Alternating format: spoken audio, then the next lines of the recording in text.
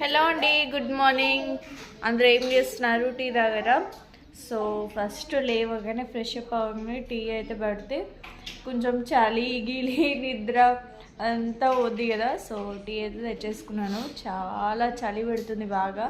అసలు 9-10 అయినా కానీ చలి అనేది ఉంటూనే ఉంది. సో మా వారు కూడా ఉన్నారు ఈరోజు. మా వారు ఎప్పుడు ఇంట్లో ఉండరు కదా.